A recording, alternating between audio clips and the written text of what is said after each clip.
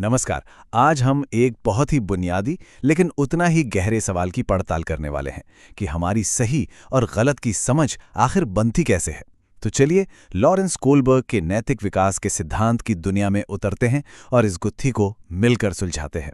हम सब अपनी जिंदगी में हर रोज हर पल इस सवाल से जूझते हैं, है ना? ट्रैफिक लाइट पर रुकने से लेकर किसी जरूरतमंद की मदद करने तक हम लगातार ये तय कर रहे होते हैं कि क्या सही है और क्या गलत। पर कभी सोचा है कि हमारे इन फैसलों के पीछे की सोच क्या होती है? इनका असली आधार क्या है? क्या ये नैतिकता, ये मोरालिटी कोई ऐसी चीज है जो हमारे अंदर पहले से ही मौजूद होती है, या फिर हम इसे अपने परिवार, अपने समाज और अपने अनुभवों से सीखते हैं? जानते हैं, यही वो सवाल थे जिसने अमेरिकी मनोवैज्ञानिक लॉरेंस कोलबर्ग को भी सोचने पर मजबूर कर दिया था। और इन्हीं सवालों के जवाब खोजते खोजते कोलबर्ग ने एक ऐसा सिद्धांत पेश किया जिसने मनोविज्ञान की दुनिया को देखने का नजरिया ही बदल दिया।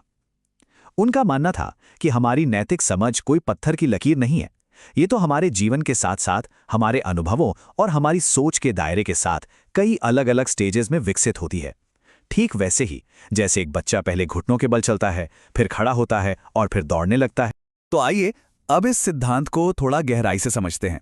कोलबर्ग के सिद्धांत का पहला और सबसे बुनियादी लेवल है प्री कन्वेंशनल लेवल, यानी पूर्व परंपरागत स्तर। आप इसे नैतिकता की नींव भी कह सकते हैं, जो ज्यादातर छोटे बच्चों में देखी जाती है। इस लेवल पर सही और गलत का फैसला बाहरी दुनिया मतलब नतीजों के आधार पर होता है। इस पहले लेवल में दो शुरुआती चरण आते हैं। पहला चरण, उसका आधार है सजा का डर, और दूसरा चरण, उसका आधार है अपना फायदा या इनाम पाने की इच्छा। चलिए इन दोनों को जरा और बारीकी से समझते हैं। यह है पहले चरण का मूल मंत्र। इस स्टेज पर कोई भी काम सही है या गलत, इसका फैसला सिर्फ और सिर्फ इस बात पर निर्भर करता है कि उस काम को करने से सजा मिलेगी या नहीं। नैतिकता का कंट्रोल आप कह सकते हैं पूरी तरह से बाहरी ताकत के हाथ में होता है।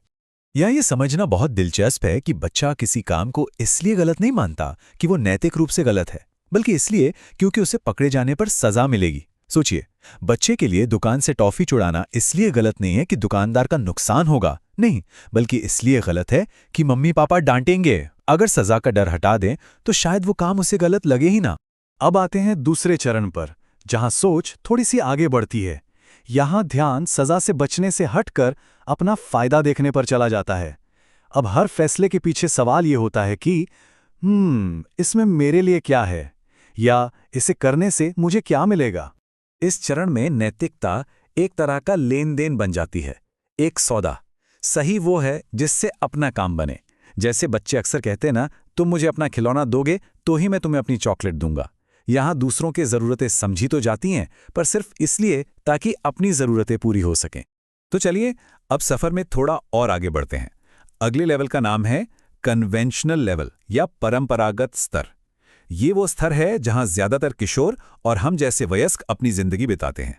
यहां व्यक्ति का ध्यान मैं और मेरे फायदे से हटकर हम और समाज पर केंद्रित हो जाता है। इस लेवल में भी दो बहुत महत्वपूर्ण चरण हैं। तीसरा चरण है दूसरों की नजरों में अच्छा बनने पर, यानी सामाजिक सराहना पाने पर, और चौथा चरण समाज के नियमों और व्यवस्था को बनाए रखने पर जोर देता है। तीसरे चरण में कदम रखते ही व्यक्ति के लिए सामाजिक रिश्ते और दूसरों की राय बहुत ज्यादा अहम हो जाती है। अब सही काम वो है जिसे करने से परिवार, दोस्त और समाज उसे एक अच्छा इंसान समझे। चार लोग क्या कहेंगे, ये सोच फैसलों पर हावी रहने लगती है। यहां नैतिकता का सीधा कनेक्शन रिश्तों को निभाने और अपनी सामाजिक भूमिका में फिट होने से है। एक अच्छा बेटा, एक अच्छी बेटी या एक भरोसेमंद दोस्त बनने की जो चाहत होती है, वही व्यवहार को दिशा देती है। इस स्टेज पर नीयत को भी बहुत महत्व दिया जाता है।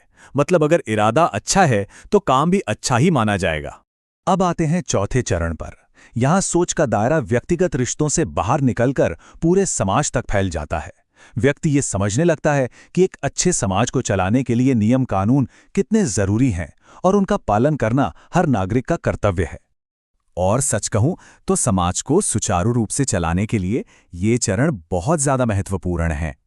जब लोग कानून का सम्मान करते हैं और अपने कर्तव्य को समझते हैं, तभी तो सामाजिक व्यवस्था बनी रहती है। यहां सही का मतलब है कानून का पालन करना, क्योंकि नियम सबके लिए हैं और सबके भले के लिए हैं।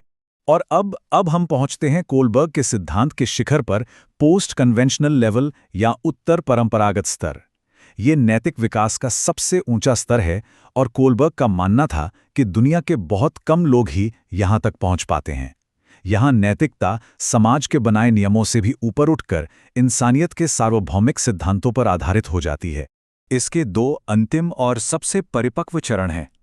5वें चरण में व्यक्ति ये समझता है कि कानून जो हैं वो समाज की भलाई के लिए बनाए गए एक समझौते की तरह हैं, और 6ठे चरण में व्यक्ति अपने अंदर के नैतिक सिद्धांतों जैसे न्याय, समानता और गरिमा को हर चीज से ऊपर रखने लगता है।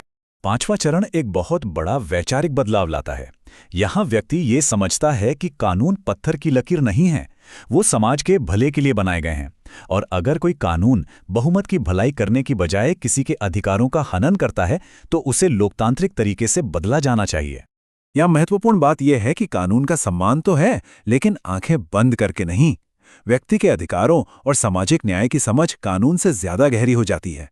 ये सोच इस विचार पर आधारित है कि कानून लोगों के लिए हैं, लोग कानून के लिए नहीं। और फिर आखिर में आता है 6ठा चरण, नैतिक विकास का शिखर।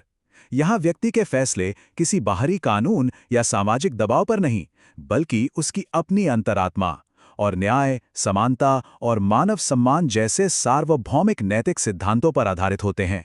इस स्तर पर पहुंचा हुआ व्यक्ति न्याय और इंसानियत के लिए खड़ा होता है, भले ही इसके लिए उसे समाज या कानून के खिलाफ ही क्यों न जाना पड़े।